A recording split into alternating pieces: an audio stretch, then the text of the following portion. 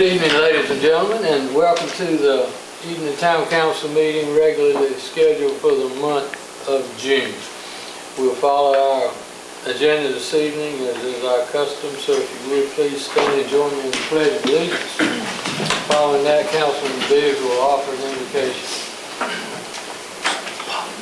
I pledge allegiance to the flag of the United States of America and to the republic for which it stands, one nation, under God, indivisible, with liberty and justice for all. Eternal Father, we thank you so much for this day that you have allowed us to live and see again. Father, we just thank you for all your blessings. And we pray that you will guide our thoughts tonight, Father, as we go about the business of the people of Edenton. Guide us and direct us through Christ, we ask. Amen. Amen. Thanks, sir.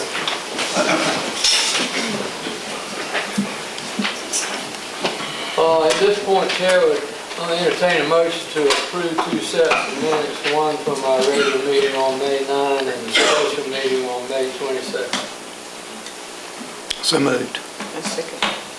Have a motion and a second to accept those minutes as presented. Any questions, corrections, additions?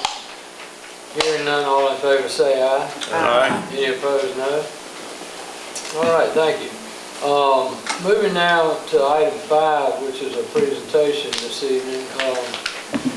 We're having a recurrence of the algae bloom in our waters, and I will, at this point, turn the intro over to Anne Marie, and we have guests with us tonight that is going to enlighten us on this subject and hopefully tell us some things we can do to help mitigate it.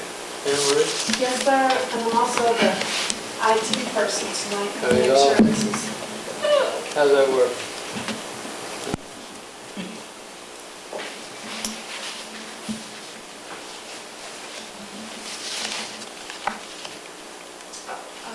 Mayor, we're delighted to have Kathy Davison, the Executive Director from the Avalon Commission, with us.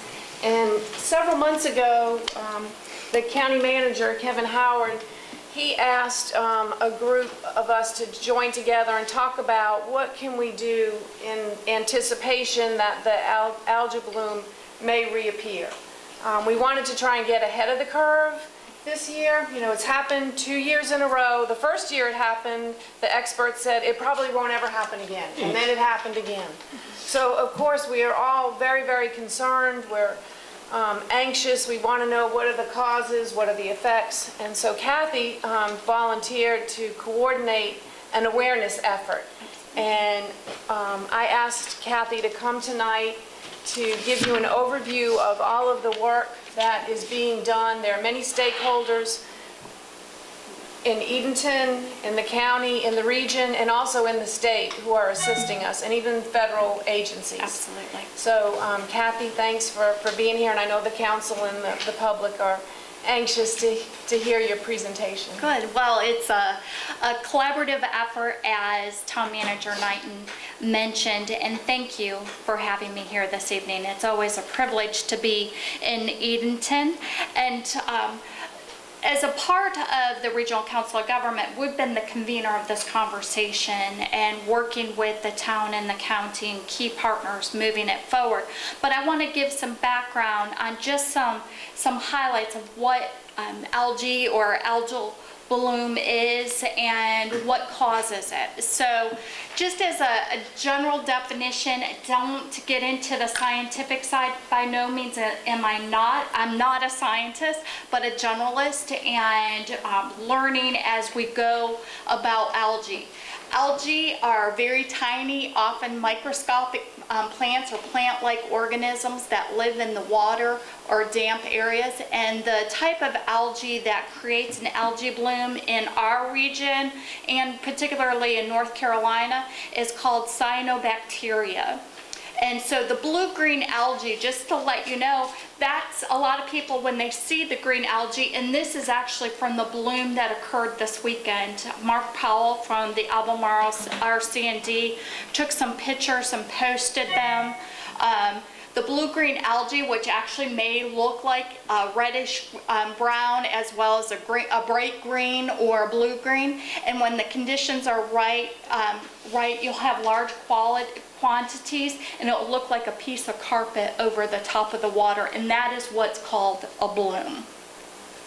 So what other causes an algae bloom? Sunlight, hot temperatures. If you'll recall, our temperatures we've really had an increase in water temperatures over the last 10 to 15 years with the Chowan River Basin and Jamie McLeese from DEQ, that we've had a minimum of 2 degrees of water temperature increases within the river basin over the last 15 years. Slow-moving water, nutrients, nitrogens and phosphates, and nutrient pollution from human activities make the problems worse. And when you look at human activities, that could be walking your dog and not picking up your pet waste, or putting fertilizer on your grass, or even sweeping your grass clippings and leaves into the street and then washing them into the water. So our awareness outreach and partners, these are the partners that have been on the ground working on the issue. Of course, the town of Edenton and Chowan County, the Albemarle Commission, Albemarle RC&D, Chowan Edenton Environmental Group, and the John A. Holmes High School Bloom Busters. It's great to see youth be involved on a civic matter. And the Albemarle Regional Health Department, NCDEQ, and NCC grant. And a new partner with the Chowan Edenton Environmental Group is NOAA. And they're involved in providing us information as well as testing samples. And I'll discuss that further. So our outreach efforts, we're working with the Albemarle-Pamlico National Estuary Partnership. They have grant funds for education, and one of the items that they've recommended is that we have signage at the waterways and access points for our waterways. If you see green, or if you see green algae, call, and this is it's 877-623-6748. This is the state hotline that goes right to DEQ. They'll take the information and send out someone from the Washington office to actually test the bloom. Then other efforts, you'll have before you have the stormwater pollution brochure, what's our connection, and then the partners added if you see green algae, because it's important that if you see green in the water, then go ahead and call the 877-623-6748. And how many of us are going to be able to say that number after we get done tonight? So our outreach efforts, and I broke this down by our partners. The Chowan Edenton Environmental Group is working with the National Oceanic and Atmospheric Administration, NOAA, and they're taking samples at 5 locations north in the Chowan River, coming south along the river shore, but not out in the river directly. And part of that is the sampling locations can move because of currents. And then we're sending samples to NOAA. Their South Carolina lab in Charleston is testing those free of charge. They're providing that service for us. And then we're also working with the North Carolina NOAA lab out of Morehead City, because they have satellite imagery of the blooms and how we can look at the land use changes and the movement of blooms. That's a great partnership, partly because number one, it's free for the community, but number two, the database is already being created, so we don't have to spend that extra time. We can have more of an immediate response to algae blooms. So the other item is the John A. Holmes High School Bloom Busters. They created the local algal bloom information brochure, and with pictures from the bloom of 2015 and 16, and it's just general information, and I applaud the students for stepping forward and seeing the need and creating something that is a useful tool. And this picture is a picture of a algae sample from the bloom last summer. So with the Albemarle Commission and the Albemarle RC&D, we've applied for 2 planning grants. One is from the Clean Water Management Trust, and the other one is through NCDEQ Water Quality. And they're similar planning functions, but what it is that we are going to look at the land use changes within the Chowan River Basin and see what has really changed in order to bring the algae bloom back or the algal bloom back.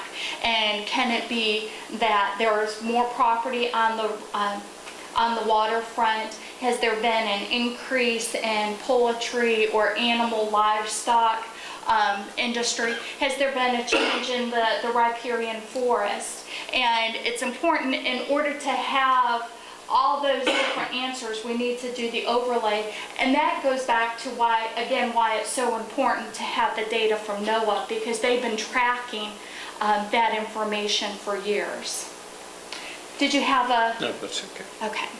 And then one of the other things is the NCC grant is a part of the research side of our outreach efforts, is that they're planning an algal bloom forum for local governments to educate them on algae and to create a outreach program that can be used not only here in Edenton but replicated throughout the region, because we're also seeing algae blooms off the some of the creeks and inlets off the Pasquotank River, and it has started earlier, and we need to make sure that we get the message out on how we can mitigate the algal blooms.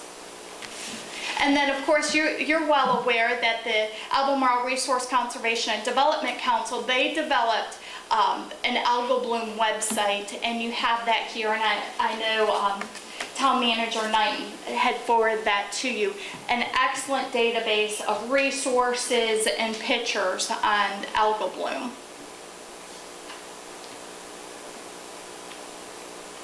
Okay. Something.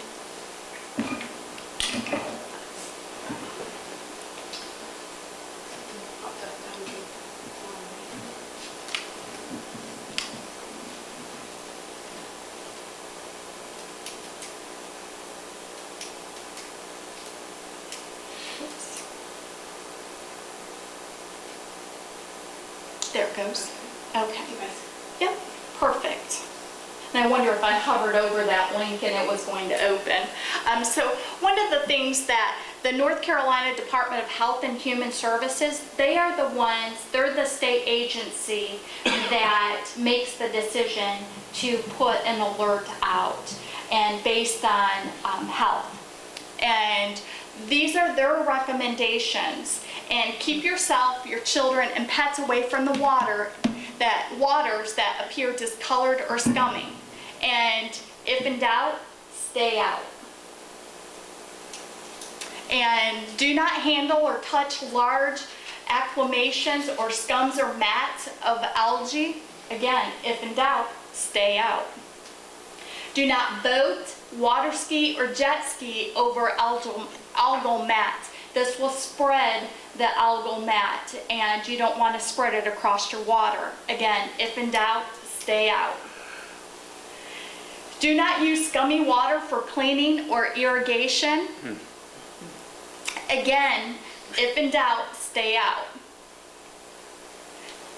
If you accidentally come in contact with an algal bloom, wash thoroughly with hot, soapy water. Do it immediately.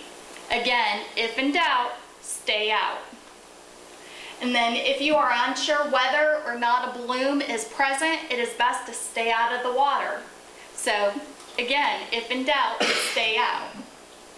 So what should I do if I see algae, or if you see that scum on top of the water and you're not sure? Don't hesitate. Call NCDEQ 623-6748. Report the suspected algae. Feel almost like the police chief. If in doubt, again, stay out. So, do you have any questions? Is there any way that we can provide more information?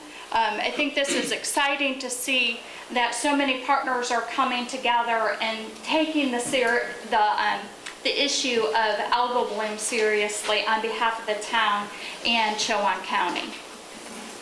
I have a quick one. Do you have, based upon the fact that we already have algae in the water, do you have anything to report relative to the current situation?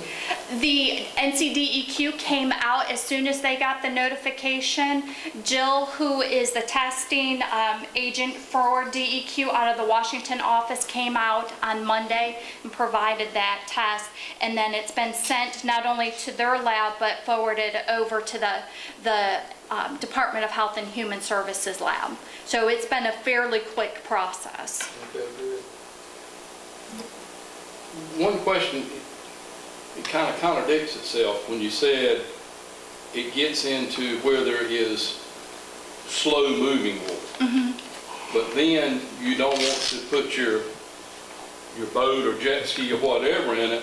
I mean, I would think that would help move the water to circulate it and get it out wherever it needs to be. Have they, in the past, has anyone tried like putting the aerator overboard and stirring it up really good to see if it does dissipate? Or? Not that I'm aware of, but the reason that came up is that you'll see an algal bloom on a lot of ponds where there's no tidal flow and no movement of water. And people will still swim in that or have been swimming in that type of atmosphere. And I will make a note for NCDEQ on aerating the water to find out. Because honestly, I don't know. Thank you. But, you know, yesterday evening late, I was walking on the pier out here, and the wind wasn't blowing hard, but it was short of a whitecap. And it didn't seem like it was moving any at all outside the breakwater. I mean, it didn't seem like it was busting it up in it, so I can't quite figure out why it's just, you know, when we talk about slow moving water, because it was certainly sitting there. Do you have or is there actually a cure for it? At this time, no. Was my opinion, and all I knew, and I'm sure they're studying, and I've thought about the same thing that Steve was speaking of. It's generally, isn't it more often along the shorelines, which also connotes to slow-moving water, Right. and it's not in any kind of movement thing. It seems to me like going out there with a mix master and going through it would probably help break it up. It mats up, sticks together.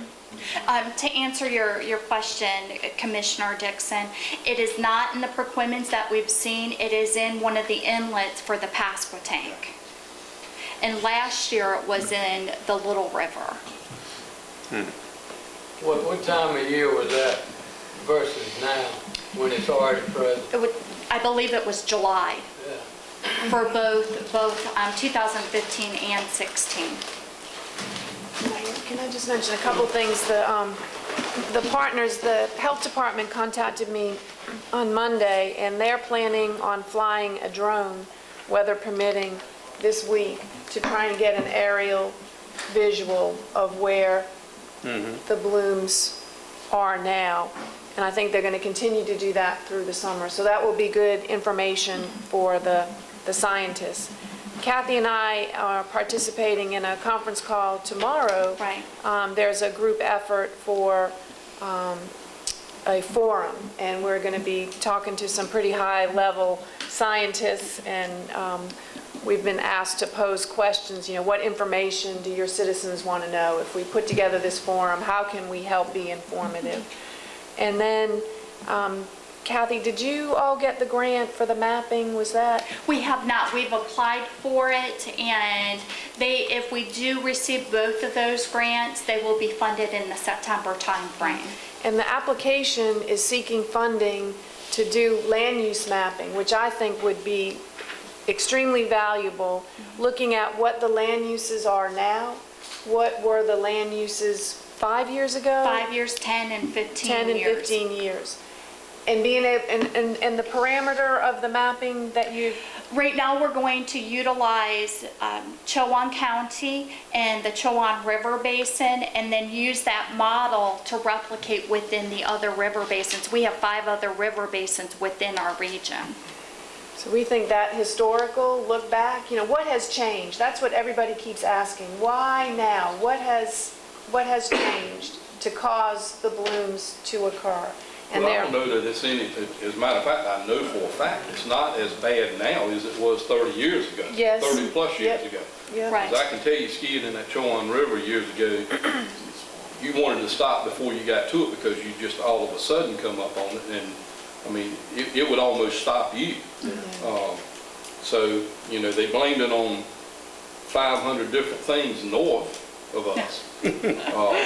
Good thinking. But it was, but it ended up, it was a chemical plant. When that shut down, it seemed to have taken care of the problem. So what's changed since then, I don't know, but it was terrible back then. Yeah, and that's actually when Governor Hunt started the study for the Chowan River Basin. So we just want to make sure that... Is our area the worst? In North Carolina, I know last year we were probably the worst. There was also a spot outside of, I believe it's Charlotte, that they had some major blooms. But for this region and... What about other states?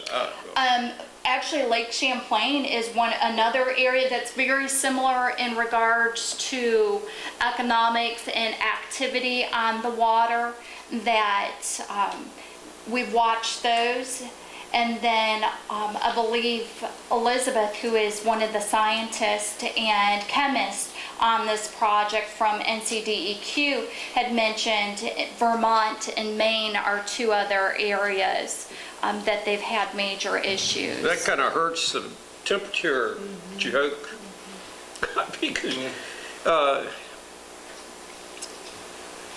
was wondering if the two degrees of temperature, no, I don't think that's it. We've had some hot, we haven't had bad weather this year.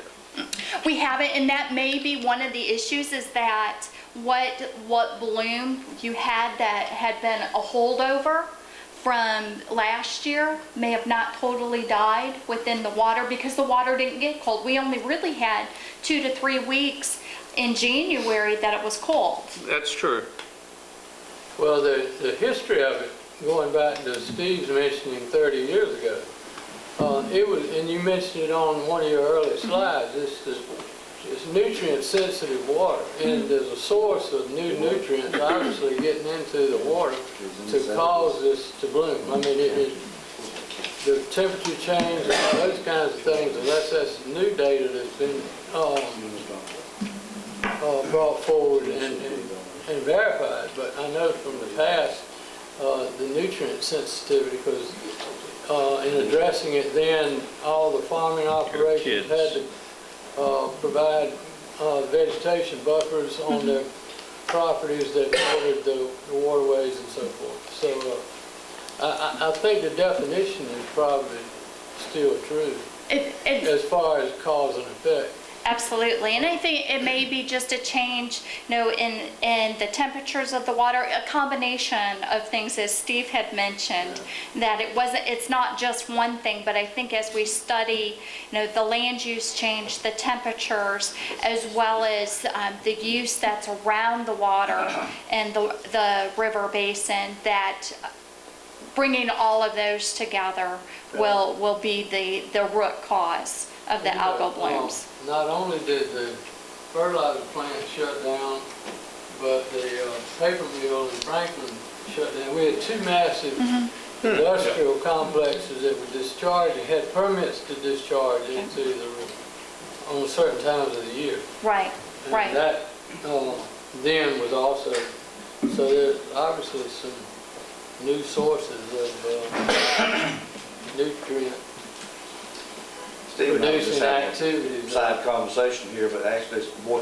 than 30 years ago, it's been 40 years ago. Yeah. What was the guy's name from Chowan Beach, Captain what? Captain Howard? Howard. Yeah. Neither one of us could remember what his name was, but he was very active in that and very, Well, they drove to Raleigh, finally. Well, another complication we ran into then, I don't know if it's still prevalent, but in the environmental protection, in the EPA federal districting of the border between North Carolina and Virginia was a separation of two EPA districts. So And that's still the one case. that had to do with North Carolina was all over it, and the ones up in Virginia couldn't care less. Yeah, and that is still the case. We're EPA District 4, and Virginia is District 7. Yeah. Okay. One other question you might want to ask these scientists is there anything that coincides with when we have hydrilla that's a bad year, and then all of a sudden the algae bloom is worse the next year, or if we have a bad algae bloom, does it seem like that the hydrilla is worse the following year? I don't know if anyone's keeping data on that or not, but Which is worse? yeah. Well, and I'm If sure there's that they anything. are, because NCDEQ is actually, they have spots within the river basin that they're monitoring and using as a pilot. So, and that, we will definitely ask that. Good. Any other questions?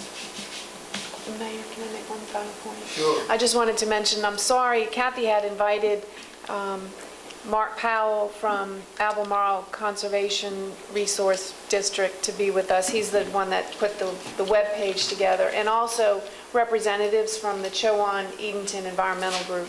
And that group is impressive. They are our citizen scientists. They obtained a grant last year to buy a very sophisticated microscope.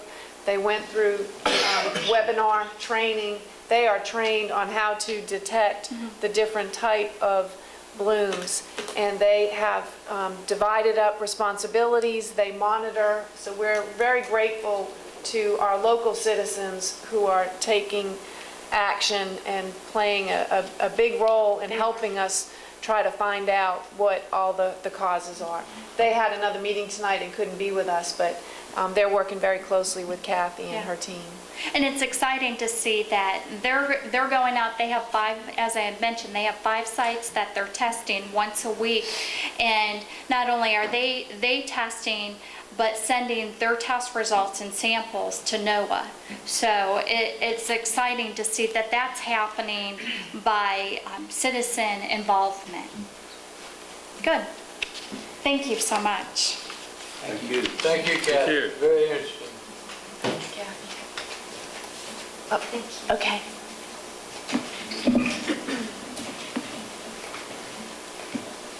All right, back to the agenda. We've scheduled 2 public hearings for this evening. One on our proposed fiscal year budget 17-18, and the second one is a text amendment to our development ordinance that we had continued from our meeting last May. So when our technician gets back, I'll let know you get. I need to delegate. Now that Sam's gone, we need to appoint another IT person. We'll get an introduction to these 2 items and then hold the public hearings accordingly. Okay, Mayor. The first public hearing is for the council to receive comments on the proposed budget, fiscal year 17-18, which will start July 1. The budget and budget message are posted on the town's webpage, thanks to Tammy, and also is available for inspection at Town Hall. The budget as proposed or as recommended by me to the council recommends no tax increase, and we're proud of that. And we have been trying hard to hold the line, so to speak. But I think this budget is a little bit different. In the past few years, we were really trying to hold the line until the economy stabilized. And we have seen an uptick in some of our revenues that we receive from state government and other sources of revenue. So we had a little bit more flexibility with funds. And we're recommending that the council replace vehicles and equipment that we have been delaying replacement and deferring purchase of. Primarily 3 new police cars, and we're going to pursue a combination grant loan with USDA for those purchases, a replacement trash truck, and we're also eligible for USDA grant loan funding for that, $155,000 expenditure. A gently used flatbed truck for the Public Works to replace heavily used truck that has seen its better days.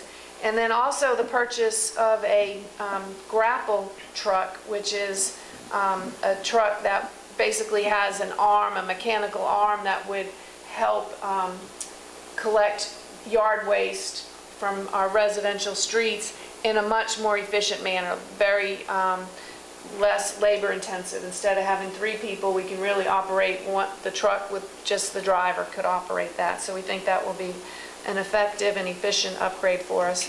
And then we've also recommended the purchase of a fire command vehicle. I saw the need for a more appropriate vehicle to respond to incidents such as Hurricane Matthew and then the almost tragedy that we had at Nixon's Catering when the fire chief was the incident command, was in charge of incident command at the hospital when 8 helicopters had to be navigated in and out.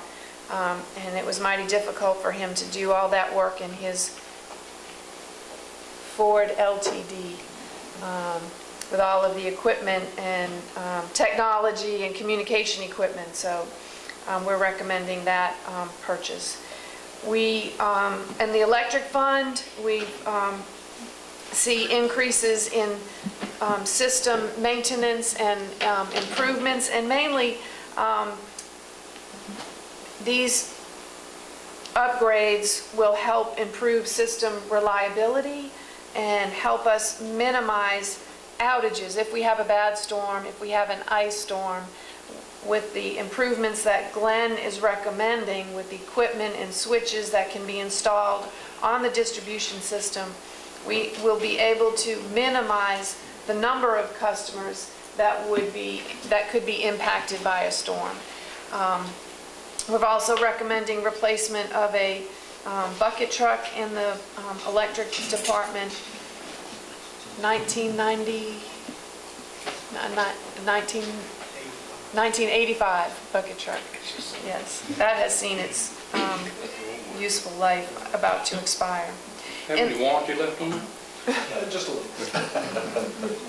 In the water and sewer fund, we deferred this year a number of capital projects, mainly because we were so concerned after Hurricane Matthew that we had so many expenses that we were unsure if insurance was going to reimburse us and whether or not FEMA would reimburse us. So we see a carryover of a number of projects in water and sewer, but we are also recommending the state is requiring us to move to purchase a generator at the wastewater treatment plant so that in the event of a natural disaster and loss of power that we would still be able to spray and operate the wastewater treatment plant.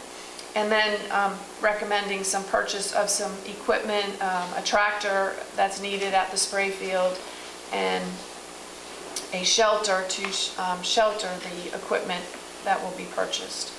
In the what we call the Powell Bill Fund, which is our street maintenance fund, we have put to pen the proposed street overlay surge program, which would which calls for the town to use about $300,000 that it has saved up in reserves to do street paving, and then also borrow funding, another $600,000. So $900,000 worth of paving that would pave priority streets, and we're calling it a surge, using that military term to try and attack and catch up and get us back on track. In the airport fund, that fund includes the replacement of the fuel farm, the gas system that is really the bread and butter of the airport. That's the sale of fuels to aircraft. We're fortunate to have received a 90% grant. The town has to pay 10%, and we're hoping, well, we've been told that this will be the last year that we will have to pay our 10% match. Projects going forward, the state will pay the 100% of the grant, and Tier 1 counties are exempt from paying the match. Last night, the Finance Committee met and they reviewed each departmental budget as we do each year. The committee asked a number of questions, asked for more information. We were able to respond late today, trying to answer as much of the questions that we could, and then we also are working on providing updated year-to-date expenditures and hope to have that report sent to the council in the next few days. So Mayor, that's the summary. And the council will hopefully consider adopting the budget at the meeting on June 26th, the fourth Monday of the month. Okay, thank you very much for that input. Council members, as Ms. Knighton just said, this is not an action item for tonight. We'll take it up as a special meeting agenda item at the end of the month. But it is a time for anyone here this evening who has looked at our budget online and has questions about the report that was just rendered from Anne Marie. And so I'll open the floor for public comment relative to the fiscal year 17-18 budget for the town of Edenton. And all we ask is that you take the podium and state your name, and we'll be happy to hear from you. The floor is open.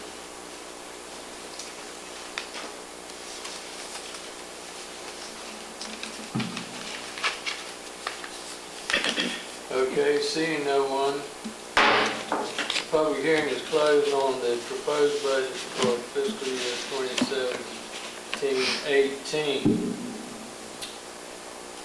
So now moving on to item B, please, ma'am. All right, Mayor. The next public hearing is to hear a proposed text amendment to our Unified Development Ordinance to address internet sweepstakes gaming operations. And the council has been working on this amendment since early May. Our town attorney recommends that the ordinance be amended to include a zoning district with certain conditions where this type of business could operate with a conditional use permit.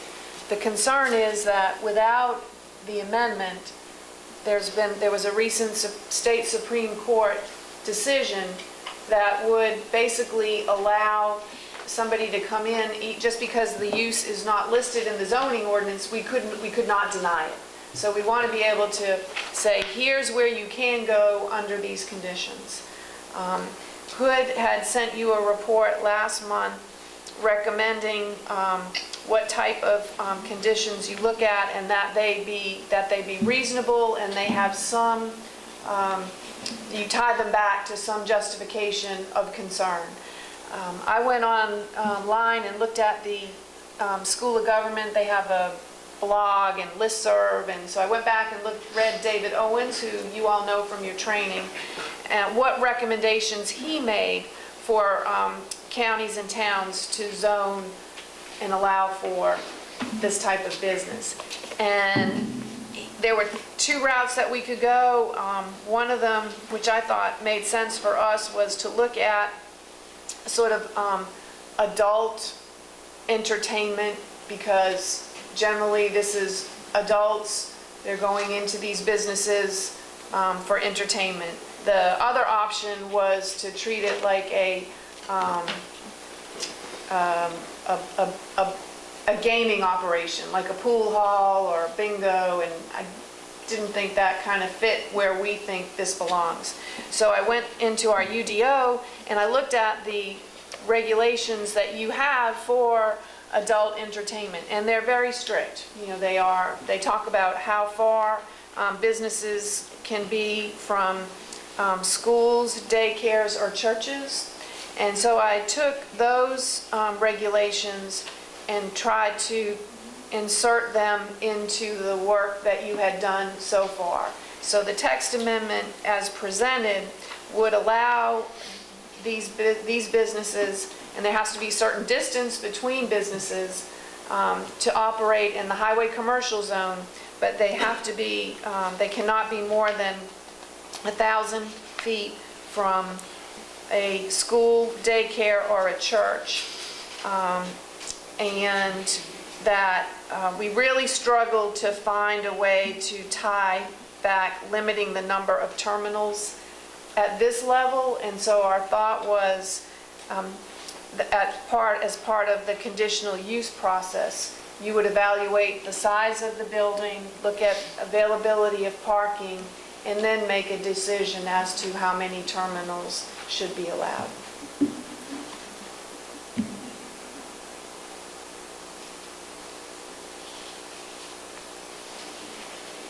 All right. Still a non-action item. You have 2 or 3 other things you go tie up with him on the age. You do have an age in it? Or we do? No, I'm sorry, I did not follow up on that. Yes. On the age? He had said earlier. In the I'm sorry, I dropped the ball on Suggested. that. You had asked if you could limit it, restrict it so that nobody under the age 21 could go in, and he said no because of certain things, and then somebody had asked me to go back and ask him about 18-year-old. Could you lower the age?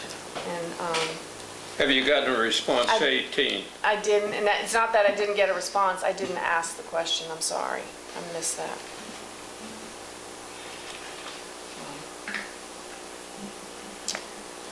So, are we in a position then where we could do a subject to? I would recommend that Or you, if wait you, and put it on the, I would say go ahead and after the public hearing, if you're inclined to adopt it and have the age restriction at 18, and if Hood says you can't have it, then we'll come back and do an amendment. If who says? Hood, the Oh. town attorney.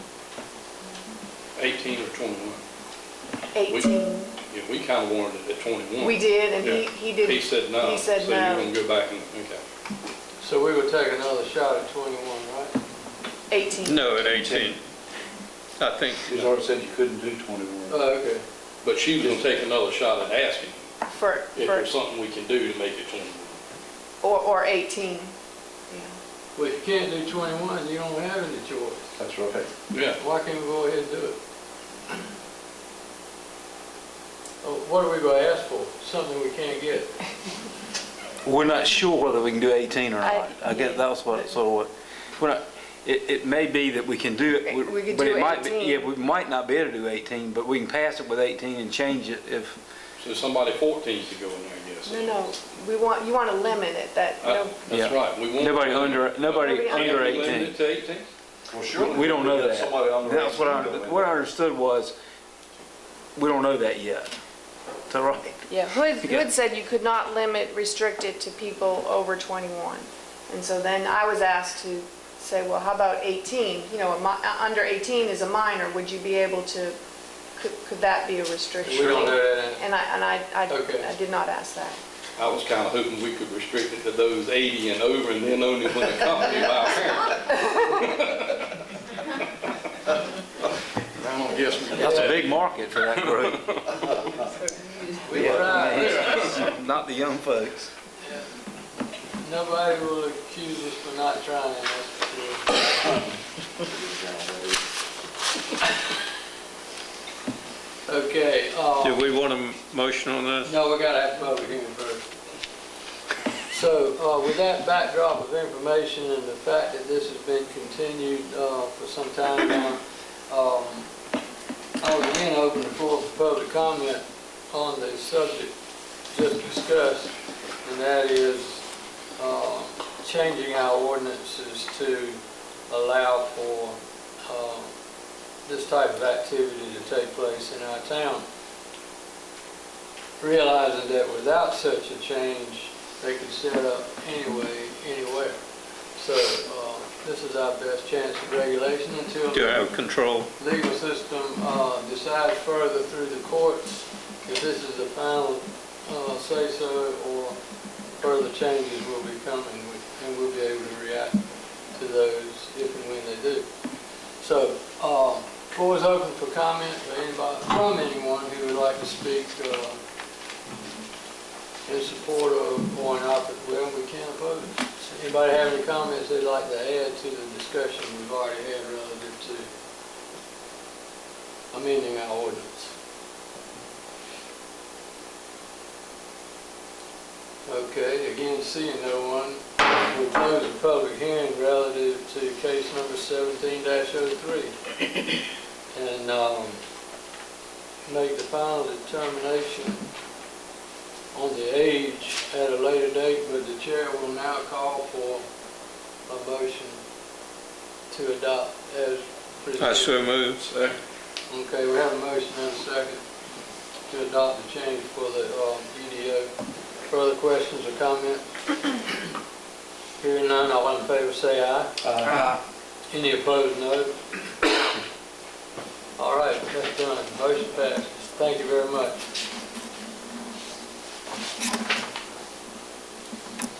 Let's see. Moving now to our committee reports for tonight. We have two committees to hear from. First, Finance, and that's chaired by Councilman Dixon. Please, sir. So we have one thing on tonight, and it's recommended that the council approve the budget amendment for the airport terminal building repairs as presented. I think, you know, Anne Marie and everybody's done a great job of trying to get this project moving and under some very difficult circumstances, and so I'll put that in the form of a motion. Motion and a second to approve the budget amendment for airport terminal building repairs. Any further questions, comments? All in favor, aye. Aye. Any opposed, no. All right, that passes. Thank you. Next committee to hear from tonight's Public Works, and that's chaired by Councilman Stalling. Please, sir. Thank you, Mayor. We have 3 items tonight on our agenda. Number 1, it is recommended that council approve amendment to code ordinances for food truck regulations as presented. And we had quite a bit of discussion on it and talked about it quite a bit, so I'll put it in form of a motion that we pass that code amendment. No, second. All right, we have a motion and a second to approve the code of ordinances relative to food truck regulations. Further questions or comments? Great idea. It is. All right, hearing none, all in favor, aye. Aye. Any opposed, no. Thank you. All right, item number 2 that we have tonight is recommended that council authorize staff to conduct a buy a bench campaign for the Elizabeth Van Moore Park as presented.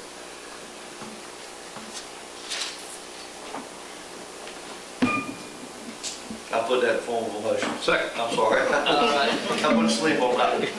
It's okay.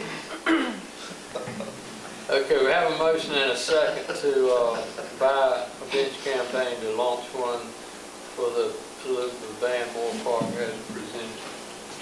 Further comments or questions? Hearing none, all in favor, aye. Aye. Opposed, no. Thank you. We'll move forward with All that. right, and the third and final item we have is it is recommended the council authorize agreement with Edenton Historical Commission for construction of a wharf at the southeast corner of Colonial Park as presented. And that was to add a deck or a wall behind the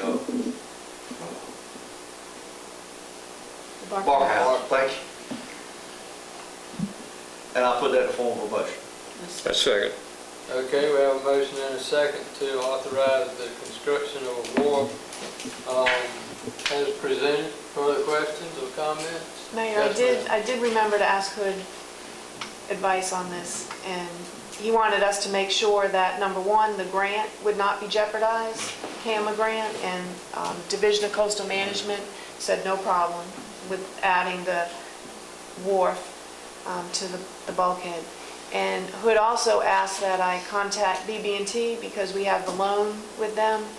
And I heard from them today, BB&T said they thought it was a wonderful project and they appreciated us asking, but that it did not affect the loan. Okay, good, great.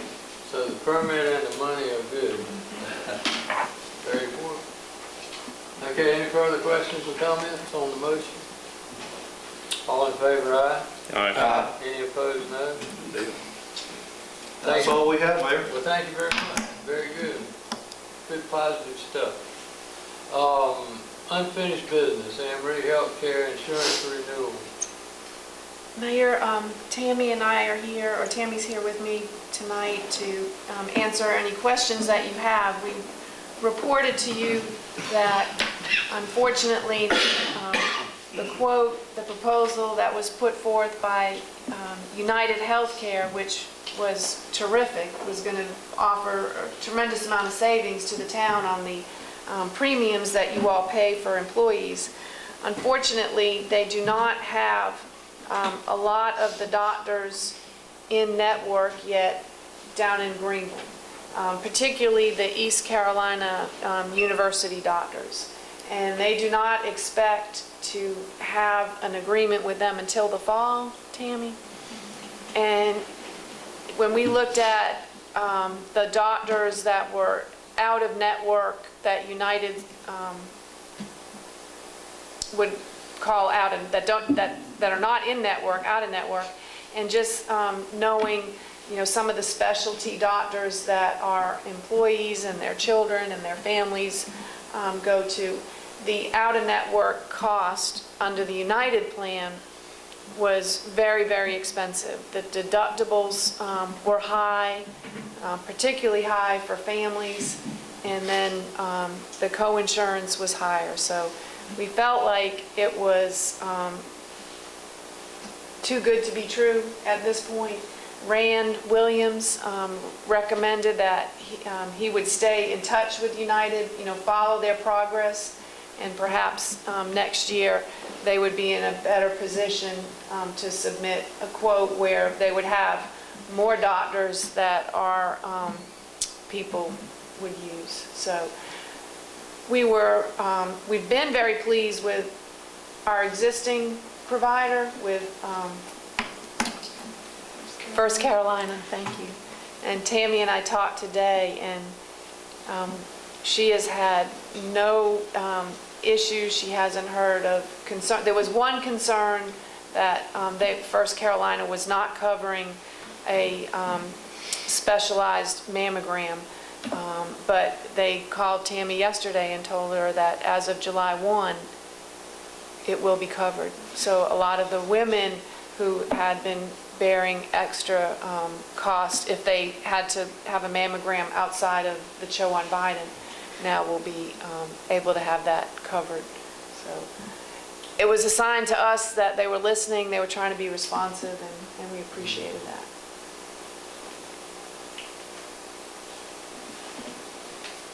On this same note, Mayor, if I could, I would certainly like for Rand and his crowd, if they would, if the state opens up again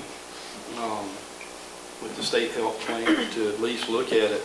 Unfortunately, it runs from runs a calendar year, January through December 31, which I know is a problem sometimes, but if that opens back up, it's certainly worth looking at.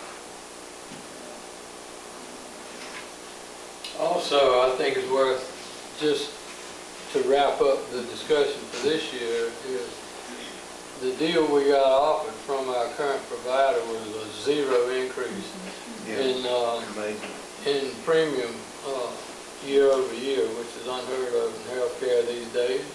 So it's not as though we are, Well, that's a positive. yeah, it's very much a positive. Totally unheard of. Yeah. So. But the other one was so appealing. Yeah. So we get another year's worth of coverage that has been expanded, as you just At the same. alluded to, for the same money, so not bad. All right, we need to authorize that. Yes, sir. All right, the chair will entertain a motion to continue on with our current healthcare provider as presented. I move we continue with the existing service unit. Second. Motion and a second to carry on for another year. Any further comments or questions? Mayor, if I could just say, I think that, I know Tammy and I haven't talked about this directly recently, but having Rand as our broker has been really, really helpful to us. It has taken a lot of the load off of Tammy in terms of, trying to navigate quotes and proposals, and so that, we've been really pleased with that. And First Carolina, their original quote was for an 8% increase, and he was able to negotiate it down to 0. I think I loaded off on a lot of heat as well. Yeah. Okay, anything else? Further questions or comments? All in favor of the motion, say aye. Aye. Any opposed, no? All right, we will carry on as we have been for the past 12 months. New business. We have one item there, please, ma'am, budget amendment.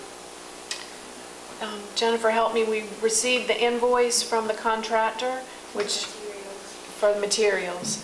And our original budget, we had included what we thought was the total cost of the project after we got the grant, which was $134. And so, the project ended up costing almost $330,000. So in order to pay all of the materials, to pay the invoice out of this fiscal year, we need to add $10,000 or $10,300 to this year's budget, but then we'll reduce that amount in the proposed budget for 17-18. So it's a calendar thing. Yes. No change in money, just time, right? Okay. So the amount of money is going to be the same, it's Yes. just in a different budget. Okay, any questions about that? If not, Chair would entertain a motion to accept that budget So amendment. moved.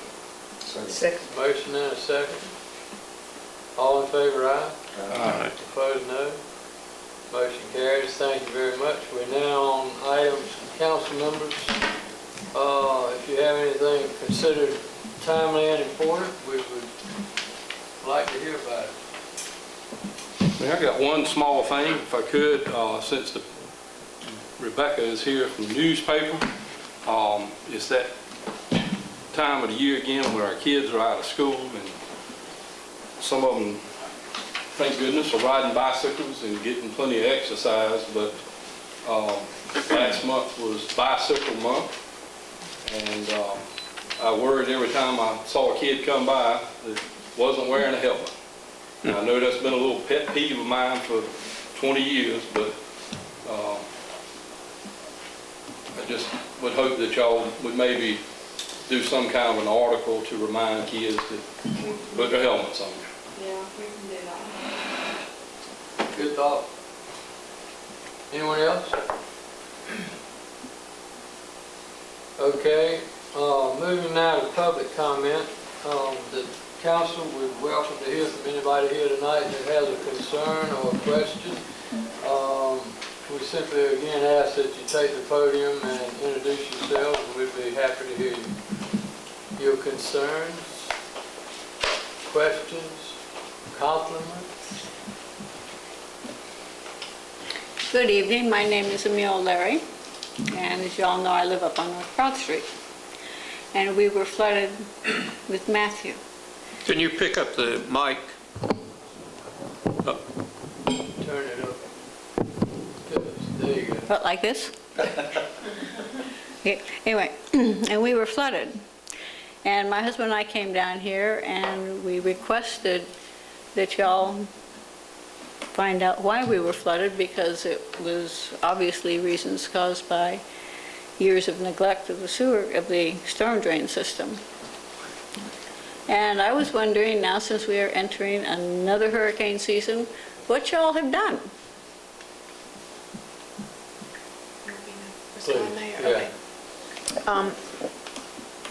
We've spent a lot of time going down two paths. One path is looking at maintenance of the existing infrastructure, and thanks to work that Public Works has done with assistance and support from DOT, they have cleaned out a number of catch basins, and they will continue to clean catch basins on a regular basis. And they found that over years that there's been a lot of,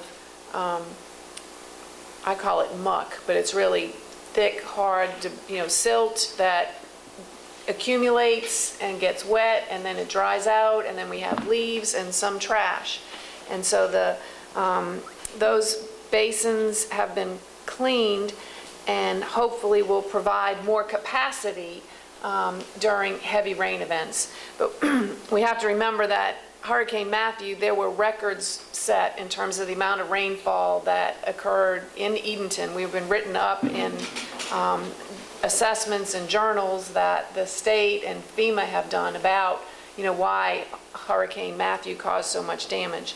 But nonetheless, we are continuing to look at infrastructure. The U.S. Army Corps of Engineers was here in January to inspect Filbert's Creek, which is the basin that drains where your property would drain to. It splits really right where you are. Some of it goes to the west side to Filbert's Creek, and then some of it will go to the east side to Queen Anne. But just last week I received the written report from the Corps of Engineers, which had recommendations of some things that we can do in terms of maintenance of the creek. Some of that work has already been done. They identified a significant beaver dam in... Sorry, I'm not sure what you said. A significant beaver dam in Filbert's Creek that was at least 3 feet high, that was holding back water. Now, does that solve all of your problems? No.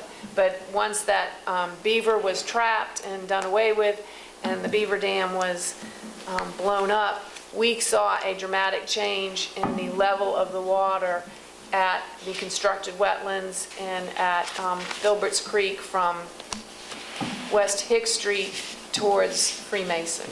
So we think that will provide more capacity during heavy rains.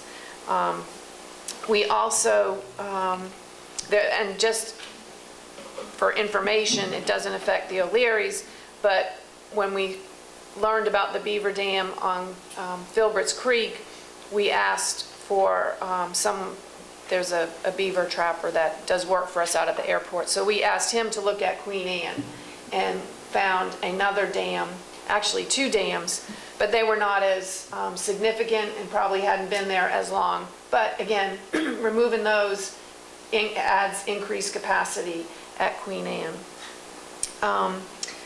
We also are looking, the other path that we're going down is really what are the opportunities through resiliency planning and hazard mitigation grant funding. And the town council approved us to participate in a program. We're one of 5 communities that is working with coastal management on a resiliency plan. How do we recover from natural disasters?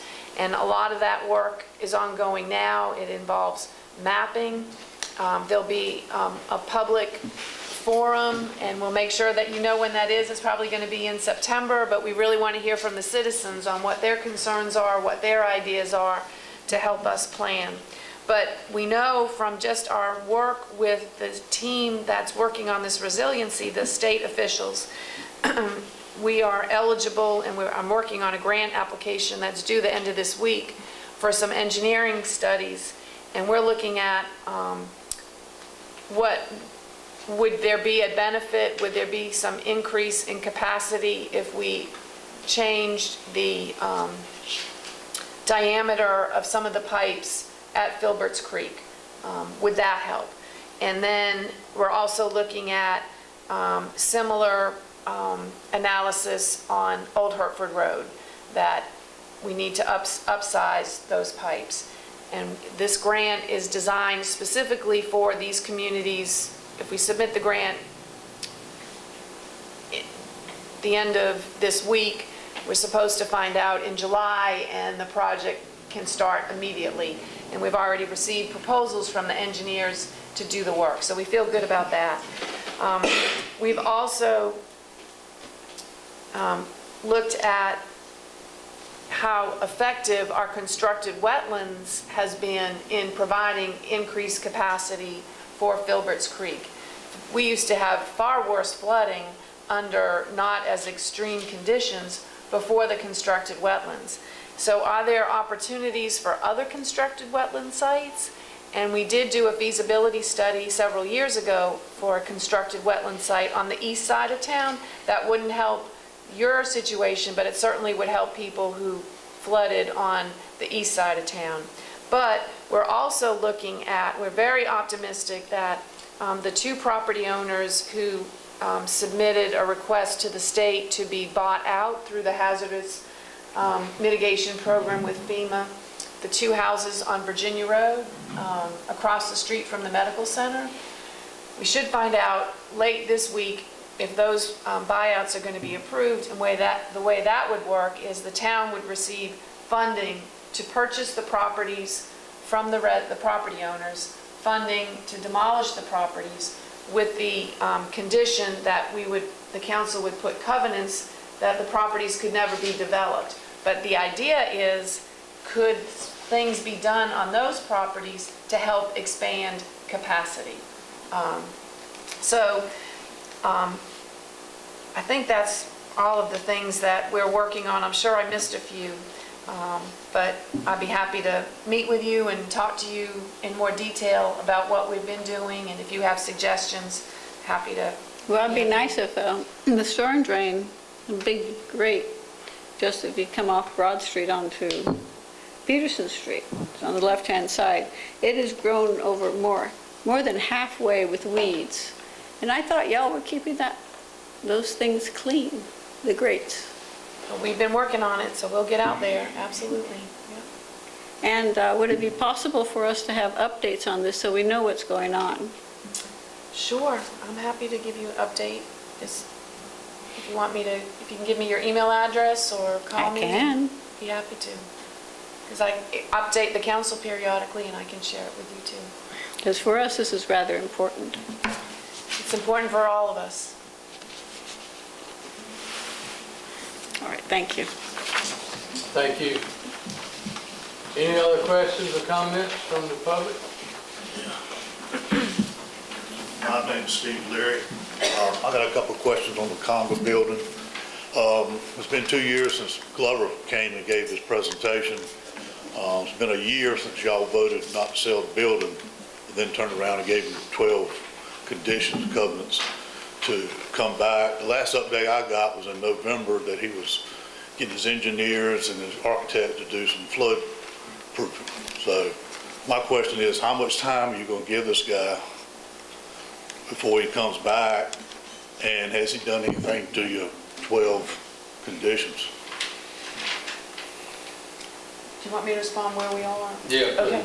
I stay in touch with Mr. Glover, and it took a really long time, Steve, to find an engineer who would even consider doing floodproofing on existing buildings. Mr. Glover's architects developed a detailed budget, and that budget called for over $140,000 worth of improvements to be made to the building, and that triggered the need for the building to be flood-proofed. I think we got that budget number late I don't know if it was before Christmas or after Christmas. Then we started trying to help him find engineers. His architect looked for engineers. We searched, we called the State Department of Hazardous Mitigation for referrals, and there just aren't a lot of people, a lot of engineers that specialize in floodproofing existing buildings. But we did finally find somebody who had terrific credentials out of the Norfolk area, because Norfolk floods, and they've had a lot of experience in floodproofing. And Mr. Glover has engaged this person, and as of last week, they were still working on evaluating options. Well, my question was, how much time are you going to give him? Well, I think that's, The council has that building's been vacant for 2.5 years. I mean, that's up to the council, but I've been, pushing to try and get Mr. Glover to answer to be able to come back with all of the responses to the Well, to me, it seems like it's slow walking this thing for a reason. How about the 12 conditions? Did he even address them? We wanted everything to be addressed, and a full-blown presentation or a full-blown report addressing all of the issues. It didn't make sense to piecemeal it. So I don't get an answer to either one of them. Well, I can't answer that. I mean, that would be a policy decision. If the council wants to take action, that would be up to them. But we were directed to work with him to answer those points, and that's what we've been doing. Okay.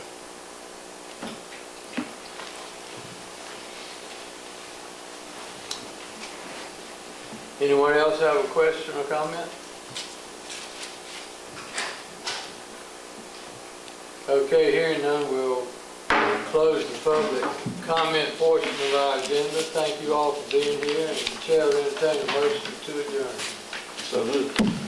Second. All in favor, aye? Meeting is adjourned. Thanks again for coming. We'll see you at the end of the month.